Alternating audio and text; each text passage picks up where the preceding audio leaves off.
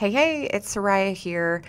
I'm going to be talking today about why your audience may not be buying from you. If you show up on social media all the time, you have a product or a service or something to sell, and you're putting your best effort into it, and for whatever reason, it's just not happening the way you want. Maybe you're making some sales, but not consistently, or maybe you're not making sales at all, or maybe you are struggling after a pivot in your business. Whatever it is, I'm going to run down the 7 things that I see all the time that stop your audience from buying. I could have titled this episode, Stop Assuming Things About Your Audience, and you'll know why I say that here in a second. But these are the 7 things, the 7 mistakes, if you will, that I see all the time. And really, once you understand these 7 principles, these 7 things, you will have clarity. I promise you that. It will be so much easier to understand why people aren't buying because you are not only a business owner, someone who sells on social media, but you're also a consumer. And so as we go through these, I want you to really remember what it's like to be a consumer. We often get wrapped up in our own business and our own products or services, and we think that they're the best because, quite honestly, they're awesome, right? We love what we sell. Otherwise, we probably shouldn't be selling it. But because we love it and we know it and we understand all this stuff about it that our audience doesn't, we tend to overcomplicate the process. So I'm going to break that process down, and I'm going to give you the 7 things that if you really pay attention to, I promise you will improve your business and make you a better social seller. But first, if you're new here and you don't know who I am Soraya Goddard. I talk to you about how to monetize your social media. Specifically, if you are a personal brand, you are showing up as yourself on social media with your beautiful face and looking to sell things that you're passionate about, then this is the podcast for you. So let's dive in because I want to make this one very streamlined today. I know I heard from a listener last week that said that she loves the episodes that I put out because she can listen to them on the way to work because they're not like an hour long. And I'm with you because I don't have the patience for hour-long episodes. Like, who has that kind of time, right? Anyways, maybe you have a long commute. And if so, I'm sorry. That sucks.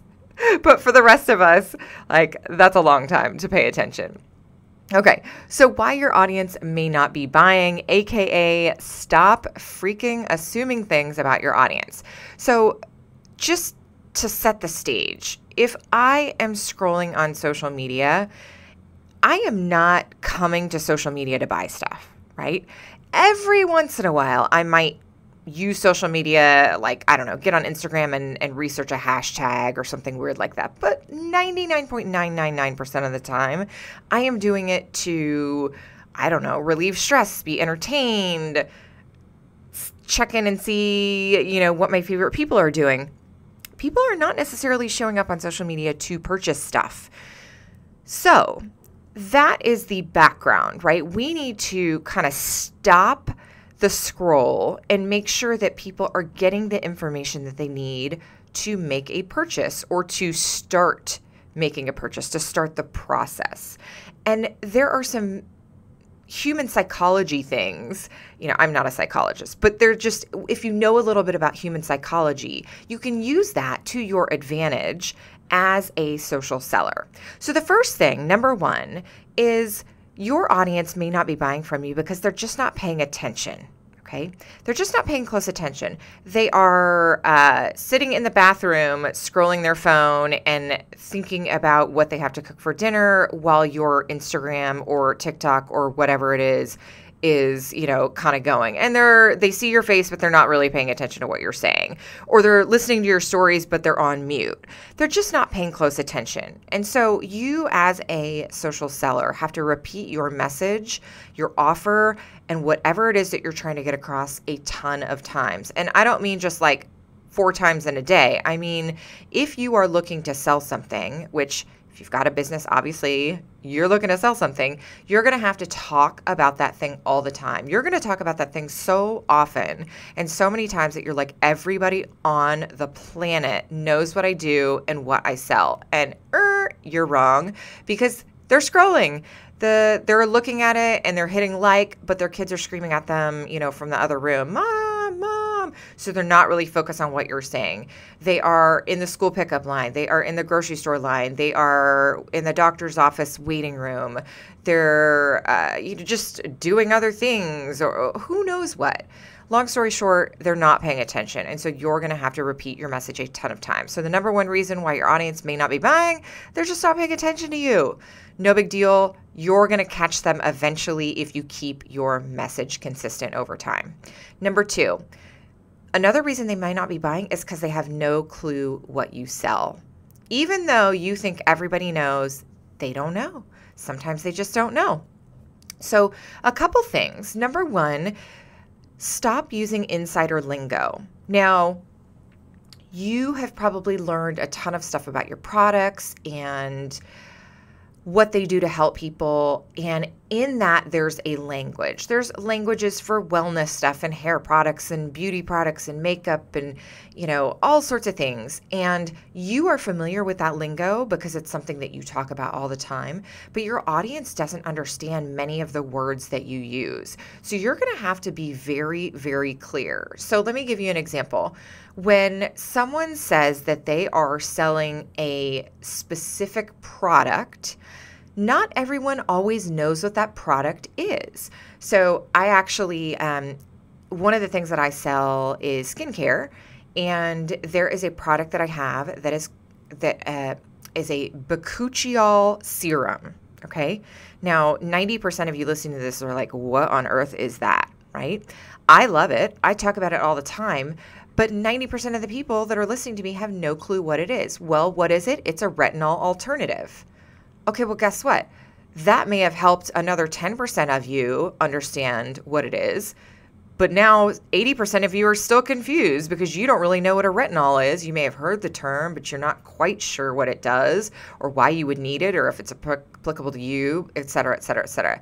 You get what I'm saying? So if I tell you, though, that it is a product that helps you minimize fine lines and wrinkles, smooth out your skin, prevent acne, and you can wear it without any redness that other things like retinol would cause, right? P.S. That probably was not compliant, but you get what I'm saying. If I tell you that it is going to help you with fine lines and wrinkles, you don't really care what it's called, right? So what I'm saying, let's go back to people are not quite sure what you sell. They really aren't sure what you sell. Even I have found things that you would think that everybody understands, like dry shampoo. That's another thing that I cannot tell you how many conversations I've had where people are like, what exactly does dry shampoo do? And those of you who use it all the time are like, duh, everybody understands this, but they don't. They just don't, right? So I don't care if it's the highlighter that you're selling if you're in makeup or the specific type of moisturizer that you're talking about or the the supplement that you have or the who knows what. Someone in your audience who wants this benefit doesn't understand what you're actually selling. So watch the insider lingo and make sure that your offers are clear. That kind of bleeds into number 3. They aren't sure what the benefits are that you're selling. They don't know what the benefits are of your products or your services. So it's really helpful to almost challenge yourself to not even say the name of what you're selling. I'm not saying that you shouldn't say the name of what you're selling. I'm saying in your head, as you're talking about your thing on social media, forget even talking about what it is. Just talk about the benefits. Forget the name, forget the shade, forget the specific, product line name. Just talk about what it does for you. Focus on the benefits. And even better, focus on how those benefits will make you feel. So let me go back to my example. If I'm selling something that is going to help you with fine lines and wrinkles, not only do I want to say, hey, look, if you've got fine lines and wrinkles, this is going to help you, keep those away or smooth those out or get rid of them. And that is going to make you feel amazing. It's going to give you the confidence that you might be looking for. or it's going to give you, the feeling that, oh, when your wrinkles are reduced, your makeup is going to go on smoother and you're going to feel better. I don't know, whatever that is, right? Talk about the emotional transformation. The emotional transformation is, quite frankly, more important than the benefit of your product, because really that's what we're looking for, is that emotional transformation. We're looking to be more confident, feel better in our skin, be happier, feel more rested, feel like a better parent, feel like a better spouse, be more present in our lives. Those are the things that we really care about. And quite frankly, we're willing to spend all sorts of money to have those feelings. So if you're talking about the very, very small, skincare benefits or hair benefits or weight loss benefits, you're only hitting half of the benefits. The emotional benefits and the emotional transformation are equally, if not more, important. So, talking about what you sell without using insider lingo and really focusing on the benefits of what you sell is going to help your audience understand so much better what your product is all about. Number 4, your audience may not be buying because they don't know why your thing is different than someone else's. Distinctions are so important. Highlighting the differences between your product and whatever the competitor's product is, or the market leader, or the thing that they assume your thing is like, right? Everybody has that case where someone's gone, oh, well, I already use blah, blah, blah. I already do, X, Y, and Z. And they name a competitor's product or service. You want to study those things and you want to understand why your product is totally different. Minimally, you want to describe why it's different. Ideally, you want to talk about why your thing is completely different and almost in a totally different category because it's that much different. You want to highlight those differences in your marketing. As you get more advanced in your marketing, you can actually start hooking people in by talking about why what you have is completely different than anything else on the market. All right, number 5, people are not purchasing from you because they have no idea about you, why you're in business, or your backstory. So in a personal brand, it is extremely important for people to know, like, and trust you. I'm sure you've heard that a bajillion times, but how do we do that? We do that by telling our story, the story of why we're in business, the pain points that led you to start your business, the struggles that you're going through, the goals that you're aiming towards and that you're shooting for. People want to know why you're in business, your backstory, and your motivations. And why this is important is because people inherently understand and connect with others through stories. And the more you tell your story, the more people will not only become familiar with you, but trust you and really feel like they know you as a friend. You can probably think about someone who you follow online who you're like, oh my God, they're like my BFF, even though they have no idea who you are. But you know everything about them, right? You know their dog, you know the struggle that they had on their last vacation, you know their favorite cereal, all this kind of stuff. All of those little things build trust, but if you only show the little details and you don't have the framework of like why you actually show up in your business, people will not trust you. So people don't buy from people they don't trust. That's just it. So you want to make sure that you talk about why you're in business and share your backstory often. And I'll go back to number 1, where I'm saying, people just don't pay close attention. So even if you said it once or twice, you're going to have to repeat it a lot. Okay, why your audience may not be buying. Number 6, they don't know why they should trust you to get results. They don't know why they should trust you to get results. Now, they may trust you as a human, and by extension, they may just believe you in what you say because you've built so much trust.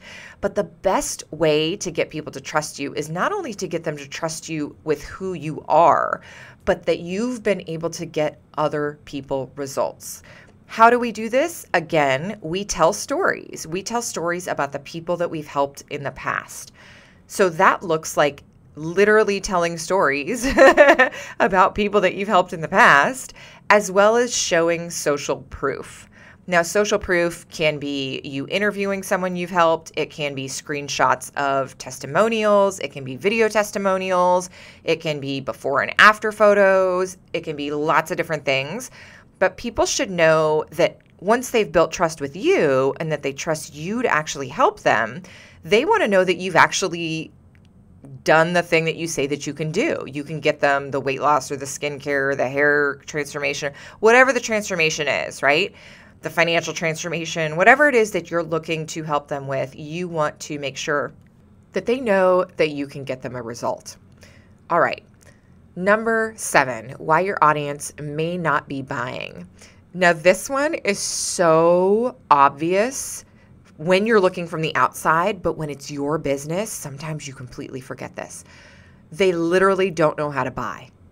You're just making the purchasing too damn complicated. Okay.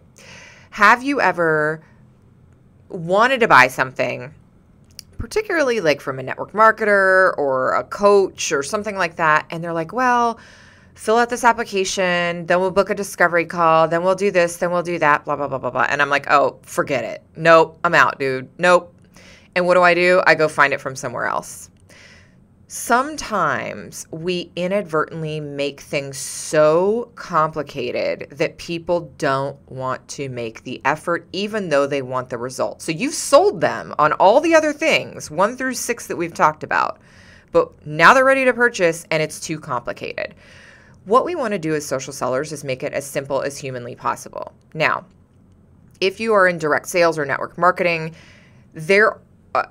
it's not as easy as just sending someone a link. Sometimes it is, but sometimes you have to guide them through the process. Here is what I recommend. Make it as simple as humanly possible. If you need someone to DM you, tell them what to DM you. Tell them, when you DM me the word sale, I will see that and I will respond back with you with a link, or I will, whatever it is, the next step that you're going to take. Because as a consumer, the person on the other end is like, okay, well then when I DM them the word sale, is it going to be like a 20-minute conversation? Am I going to have to answer 42 questions, over DM? Are they going to send me to a blog? Tell them what's coming. Make the process for them to purchase really transparent and really simple. So sometimes you might have seen this on my Instagram stories. I will say how to start. Step 1, take my hair quiz. Step 2, I will make you a customer recommendation and send you a cart. Step 3, you check out and wait for your stuff to arrive. That's it. What I'm doing in that on an Instagram story is I am outlining the process so people know what to expect. Now, of course, there's a couple sub-steps in there, but it's really simple for them to visualize how they get from step A to step B to step C, where the stuff is coming in the mail. You want to make that similar for you. Make it simple, right? So tell them what to DM you, or tell them what's going to happen when they click on the link, or tell them how the process goes and make it very easy. If it sounds like a process that has 42 steps, I'm out. It's like Shark Tank. For that reason, I'm out. Don't make the purchase too complicated. Reduce the resistance to them starting the process. I'll give you another example of what I did this in. I have a Google form where if someone wants to be a business partner with me, they can fill out. And it's just a lead generator, right? But I attached my opportunity video, it's a 7-minute video, to the top of that Google form. So in other words, if someone is interested in being a business partner with me, they're probably not going to fill that form out until they've already made 9/10 of the decision. Like, they're pretty darn sure that they want to work with me. And so for me to make it easier, I'm going to give them the video that's all about our business right at the top to make sure. Because guess what? I don't want them to fill out the form if it's a waste of time for them and me, right? It just doesn't make sense. So I'm giving them as much information as I can possibly give them to reduce the resistance to filling out the form, reduce the resistance to starting the process. A great way to test this is to find a friend who's not in your company, not in your business, not in your industry, and have them walk through your process and ask them if it makes sense. Or if you ever have a customer, a potential customer that says, hey, I wanted to buy, but I didn't understand this, or I wanted to buy, but I didn't know how to do this, then that's what you need to fix in your process. Okay? So again, number 7 is they just don't know how to buy. You're making it too darn complicated. Let me just recap these, why your audience may not be buying. They aren't paying close attention. They aren't sure what you sell. They aren't sure what the benefits are of what you sell. They don't know why your stuff is any different than anyone else's. They don't know who you are, why you're in business, or your backstory. They don't know why they should trust you, or they don't know how to buy. If you literally write those down and go through and kind of audit your own social media and really make sure that you focus on those things, you will reduce so much friction and you will increase your sales. There's no way you can't increase your sales. So I hope that that helped you. I hope that this was an episode that was really worth your time.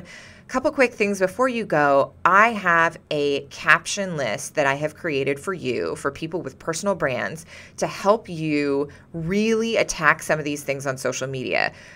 These 7 things that I just talked to you about in this episode are things that you should be talking about on your social media constantly. And a lot of these are in the caption list that I've created for you. The link to that list is in the show notes. When you get that download, it's a really easy PDF. You can print it out. You can use it all the time. When you get that, you'll also be on my email list. I don't go crazy with emails. I certainly send at least once a week, but you will also be on my email list. And what's awesome about that is that you'll get first notice for courses and offers. I drop lots of knowledge in my email, lots of other ways to work with me, and lots of cool stuff coming your way.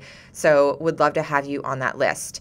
Also, in the show notes, you can find info on how to work with me directly or how to hire me for coaching or a social media audit. So that's it for me. I would love to hear what you think of this episode. If you found it helpful, you're welcome to screenshot it on whatever player you're listening to, like on your phone. Screenshot your phone, tag me in it, and upload it into your Instagram stories, and I would love to chat with you. All right, talk soon. Bye.